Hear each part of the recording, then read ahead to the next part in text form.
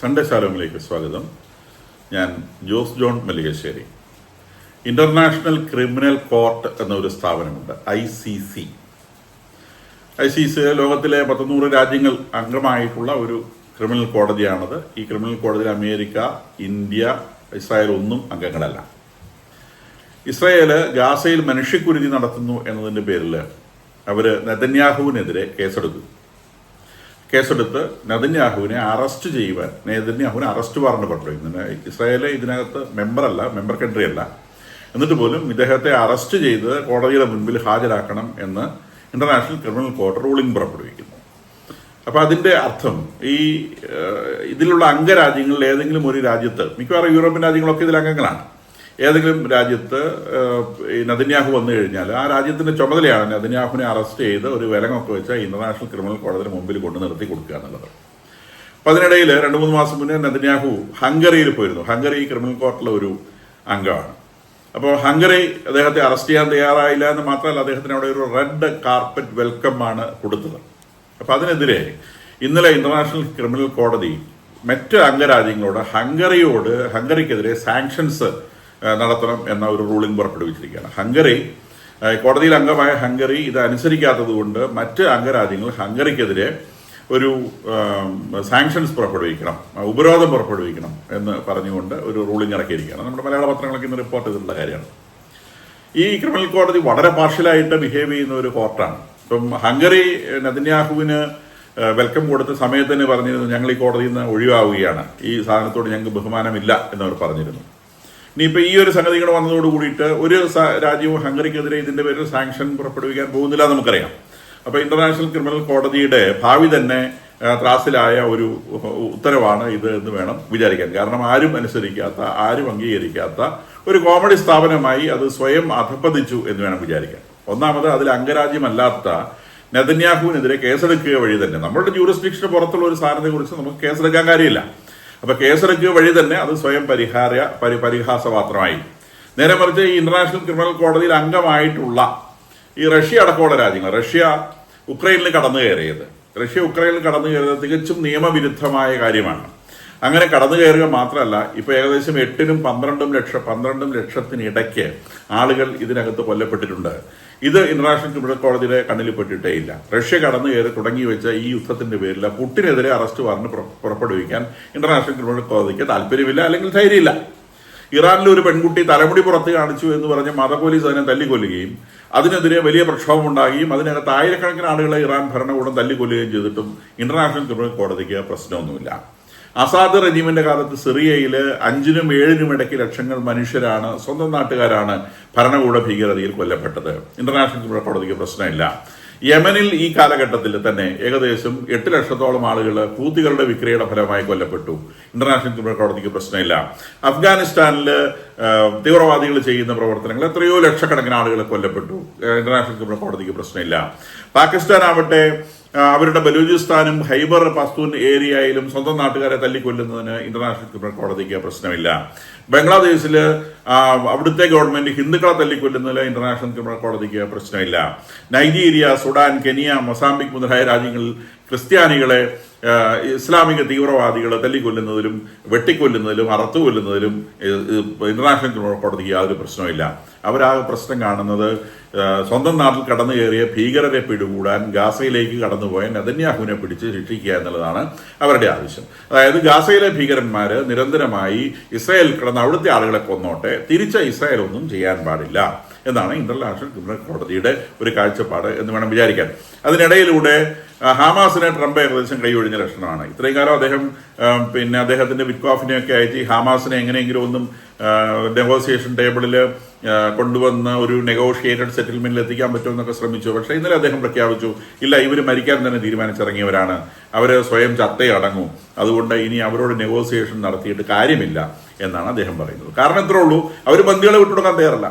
അവർ പറയുന്നത് വെടി നിർത്തുന്നത് നിങ്ങളൊക്കെ ഇറങ്ങിപ്പോ, അത് കഴിഞ്ഞ് ബന്ദികളെ തരണോ വേണ്ടോ ഞങ്ങൾ പതുക്കെ ഒന്ന് ആലോചിക്കാം എന്നൊക്കെയുള്ള സ്റ്റാൻഡിലേക്കാണ്. ഇന്ന് പറയുന്നവർ നാളെ പറയൂല എന്ന് പറഞ്ഞാൽ അവരെ സംബന്ധിച്ച് ഈ യുദ്ധം തീർന്നു കഴിഞ്ഞാൽ അവർക്ക് വേറെ എക്സിസ്റ്റൻസ് ഇല്ല. അതുകൊണ്ട് യുദ്ധം തീർക്കണ്ട എന്നുള്ളത് ആദ്യത്തെ അവരുടെ ആവശ്യമാണ്. യുദ്ധം തീർന്ന് അവർ കഴിഞ്ഞു.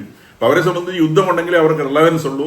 അപ്പോൾ അവരുടെ റിലവൻസ് 10 ദിവസമാണെങ്കിൽ 10 ദിവസം കൂടെ നീട്ട് നിർത്താൻ അവിടെ ചത്തുപോയാൽ പോയി. കാരണം ഇനി ജീവിച്ചിരുന്നാലും ചാവുന്നതിന് തുല്യം തന്നെയാണ്. കാരണം ഈ വെടി നിർത്തൽ കഴിഞ്ഞാലും ഇസ്രായേൽ അവരെ പിടിക്കുന്നതിൽ നിന്ന് പുറകോട്ട് പോകുന്ന പ്രശ്നങ്ങൾ എവിടെയെങ്കിലും ഇട്ട് പിടിക്കുകയും ചെയ്യും, അവർക്ക് ചെയ്യേണ്ടവർ ചെയ്യുകയും ചെയ്യും. അത് അവർക്കറിയാം.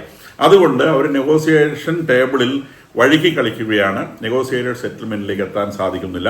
അതുകൊണ്ട് ട്രംപ് പറയുന്നു ഇവർ ചത്തേ അടങ്ങുള്ളൂ എന്നാണ് തോന്നുന്നത്. അതുകൊണ്ട് നെഗോസിയേഷൻ തൽക്കാലം നിർത്തിവെച്ചിരിക്കുകയാണ്. ഇപ്പം ഇസ്രായേലും അമേരിക്കയും നെഗോഷിയേഷൻ ടേബിളിൽ നിന്ന് പിൻവാങ്ങിയിരിക്കുകയാണ്. അപ്പോൾ ഈ നെഗോസിയേഷൻ നയിച്ചുകൊണ്ടിരിക്കുന്ന ഈജിപ്തും ഖത്തറും പറയുന്നത് ഇത് വളരെ കോംപ്ലിക്കേറ്റഡ് ആയിട്ടൊരു ഇഷ്യൂ ആണ്. അതുകൊണ്ട് തന്നെ ഈ നെഗോസിയേഷൻ്റെ ഇടയിൽ ഇത്തരം കാര്യങ്ങൾ സംഭവിച്ചേക്കാം. അതിന്റെ അർത്ഥം നെഗോസിയേഷൻ ഉപേക്ഷിച്ചു എന്നല്ല, അത് തുടരുക തന്നെ ചെയ്യും എന്ന് പറഞ്ഞുകൊണ്ട് അവരുടെ ശ്രമങ്ങൾ തുടരുന്നുണ്ട്. ഏകദേശം 90% ഗാസ പ്രദേശം ഇസ്രായേലിന്റെ കൈപ്പിടിയിലായി. വെറും 10% പ്രദേശത്താണ് മനുഷ്യരെല്ലാം കൂടെ തിങ്ങിക്കൂടിയിരിക്കുന്നത്. അതിനിടയിലാണ് ഹമാസ് കയറി ഒളിച്ചിരിക്കുന്നത്. അപ്പൊ അതിനെങ്ങനെ ഫിൽട്ടർ ചെയ്യാം എന്നതിനെ സംബന്ധിച്ച് പലതരത്തിലുള്ള ഓപ്ഷൻസ് ഇസ്രായേൽ ഡിസ്കഷനിലുണ്ട്. IDF അതിന്റെ ഓരോരോ ഓപ്ഷൻസും ഡിസ്കസ് ചെയ്യുന്നുണ്ട്. നിശ്ചയമായിട്ടും അവരത് ഫിൽട്ടർ ഔട്ട് ചെയ്യുമെന്ന് മാത്രമല്ല, ഹമാസിന് ഒരു കാലത്തും ഗാസയിൽ തലപൊക്കാനാവില്ല. ഭരിക്കുന്നത് പോട്ടെ, അവർക്കൂടെ എക്സിസ്റ്റ് ചെയ്യാൻ പോലും സാധിക്കില്ല.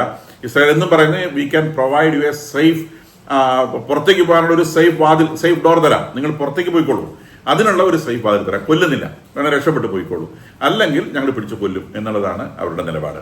അപ്പൊ അത് വളരെ കർക്കശമായ നിലപാടായി തുടരുന്നു. അതിനിടയിലൂടെ ഇറാന്റെ ഞാൻ നേരത്തെ സൂചിപ്പിച്ചതുപോലെ അവരെവിടെയാണ് നിൽക്കുന്നത്, അവരുടെ പൊസിഷൻ എന്താണെന്ന് ഒരിക്കലും ഉറപ്പിച്ച് പറയാൻ പറ്റില്ല. ഒരാളൊന്ന് പറയും, വേറൊരാൾ വേറൊന്ന് പറയും. ഇപ്പൊ ഇറാന്റെ പ്രതിനിധികൾ ഇന്നലെ അവരുടെ ഡെപ്യൂട്ടി വിദേശകാര്യ മന്ത്രി UK-യും ഫ്രാൻസും ജർമ്മനിയുമായി അങ്കാറയിൽ വെച്ച്, ടർക്കിയുടെ ക്യാപിറ്റലായിട്ടുള്ള അങ്കാറയിൽ വെച്ച് ഈ 3 രാജ്യങ്ങളെയും കണ്ട് അവര് സംസാരിച്ചിട്ടുണ്ട്.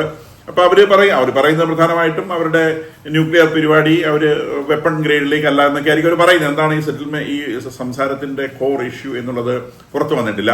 ഇതിൽ അവർക്ക് പറയാനുള്ളത് ഒരു UN സാങ്ഷൻ അവരുടെ നേരെ ഉണ്ടാവരുത്.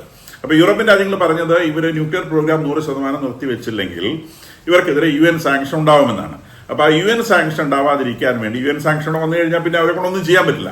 അപ്പൊ UN സാങ്ഷൻസ് വരാതിരിക്കാൻ വേണ്ടി ഈ 3 രാജ്യങ്ങളെ, UK, ജർമ്മനി, ഫ്രാൻസ്, ഈ 3 രാജ്യങ്ങളുടെ പ്രതിനിധികളെ ഇന്നലെ അങ്കാറയിൽ വെച്ച് കണ്ട് സംസാരിച്ചിരിക്കുന്നു. അപ്പൊ ഇവർ ഒരു ഭാഗത്ത് പറയും ഞങ്ങൾ ന്യൂക്ലിയർ വെപ്പൺ ഉണ്ടാക്കും, നാളെ അമേരിക്കയുടെ തലയെ കൊണ്ടിടും, ഇസ്രായേലിനെ നുള്ളിപ്പറിക്കും എന്നൊക്കെ പറയും. വേറൊരു ഭാഗത്ത് പറയും ഞങ്ങൾക്ക് ന്യൂക്ലിയർ വെപ്പൺ വേണ്ട, ഞങ്ങളുടെ നേരെ UN സാങ്ഷൻ കൊണ്ടുവരാതിരുന്നാൽ മതി എന്നൊക്കെ പറഞ്ഞുകൊണ്ട് അവർ നിലവിളിക്കും. ഇനി അതിനിടയിലൂടെ അവരുടെ വിദേശകാര്യ മന്ത്രി അരാക്ചി പിന്നെ ഇന്റർനാഷണൽ ആറ്റോമിക് എനർജി ഏജൻസിയുടെ ചെയർമാൻ റാഫേൽ ഗ്രോസിയെ കോണ്ടാക്ട് ചെയ്ത് അവരുടെ ടീമിനെ അവരുടെ ആണവ കേന്ദ്രങ്ങൾ പരിശോധിക്കാൻ അനുവദിക്കാം എന്ന് പറഞ്ഞതായും റിപ്പോർട്ടുകൾ വരുന്നുണ്ട്. അപ്പൊ അവര് ഈ പറയുന്ന IAEA സ്റ്റാഫ് അവിടെ ഉണ്ടായിരുന്നവരെയൊക്കെ ഒരു ചവിട്ടി പുറത്താക്കിയിരുന്നു. മുഴുവൻ ആളുകൾ പോയില്ല, കുറെ പേര് അവിടെ നിൽക്കുന്നുണ്ട്.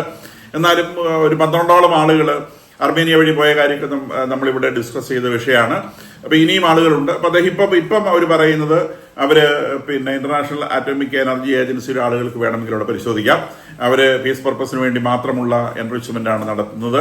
മാത്രമല്ല അവരുടെ ആണവ കേന്ദ്രങ്ങൾക്ക് ഉണ്ടായിട്ടുള്ള നഷ്ടം എന്താണെന്ന് അസസ് ചെയ്യാൻ അനുവദിക്കാം എന്ന് വിദേശകാര്യമന്ത്രി പറഞ്ഞതായി പറയുന്നുണ്ട്. അതിനിടയിലൂടെ പട്ടാള മേധാവി പറയുന്നുണ്ട് ഇത് ഈ തകർന്ന ആണവ കേന്ദ്രങ്ങളുടെ അടുത്തേക്ക് ഒന്നും പോകാൻ ഇയാളെ അനുവദിക്കില്ല. കാരണം ഇയാളോടെ പോകുന്നത് നന്മയ്ക്കാണോ തിന്മയ്ക്കാണോ ഞങ്ങൾക്ക് അറിയത്തില്ല. എന്തിനു വേണ്ടിയാണ് ഇദ്ദേഹം അവിടെ പോകുന്നത്, അല്ല അദ്ദേഹത്തിന്റെ ടീം അവിടെ പോകുന്നത് ഞങ്ങൾക്ക് അറിയില്ല.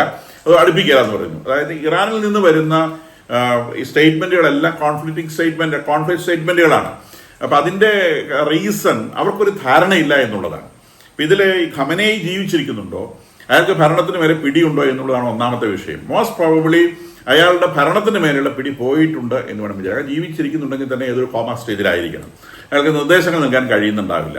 അപ്പൊ ബാക്കിയുള്ള മത നേതൃത്വത്തെ സംബന്ധിച്ച് പിടി അയഞ്ഞു പോകാതിരിക്കാൻ ഖമനേയി ഉണ്ട് എന്നുള്ള ഒരു പുകമറ സൃഷ്ടിക്കുക. ആ പുകമറ സൃഷ്ടിച്ച് പിടുത്തം അവർ മുറുക്കി പിടിക്കുകയാണ്. ആ പിടി അയഞ്ഞു പോയി കഴിഞ്ഞാൽ അവിടെ വലിയ പ്രക്ഷോഭം ഉണ്ടാവും.